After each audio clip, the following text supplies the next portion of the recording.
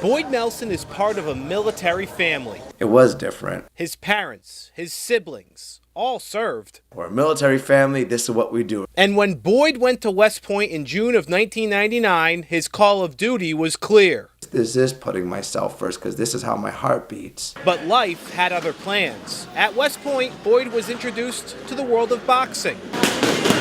And he was good at it, competing internationally as part of the Army's world-class athlete program. Boxing kept Boyd from active duty. It's something he admits weighed heavily on him. I just thought, what the heck am I doing? I should be out there. Maybe I could make a decision that would save somebody's life. So in 2008, at the age of 26, Boyd started his career in the U.S. Army Reserve.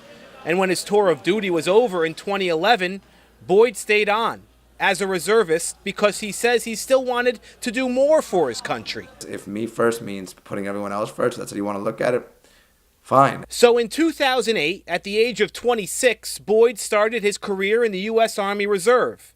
And when his tour of duty was over in 2011, Boyd stayed on as a reservist because he says he still wanted to do more for his country. I have to do all this, and the rest of my life will take care of itself if I just keep living my purpose. All the while continuing with his other calling in life. But this pro boxer was a champion of a different creed. His winnings went to spinal cord research because Boyd wanted to do more. And he did, volunteering his time to recovering drug addicts, giving free boxing lessons on the weekend. Last year, Boyd started a campaign to run for United States Congress. Boyd has always gone to the max with his promises. But still, Boyd wanted to do more. And more specifically, he wanted active Army duty. By November of 2017, he was asking other reservists being called if he could take their place. One of them, Major Rebecca Finley. She first declined, but a few weeks later, Finley, living outside Pittsburgh, received what she calls a once-in-a-lifetime job offer with the Army's Active Guard Reserve that might not be there after a tour of active duty. I was excited, and he was the first person that came to mind since, just a few weeks prior, he had already reached out to me to see if I was willing to allow him to take my place. So Finley called up Boyd, who she'd only met face-to-face once a few weeks prior, and asked him if he was serious, if he would take her year-long deployment. It was stressful having to go back and ask that person, you know what, can you take my place, even though I told you no initially. So I had some reservations. Instantly, I said yes. A soldier needed my help, and I've needed to do this for some time. I'm very privileged and honored.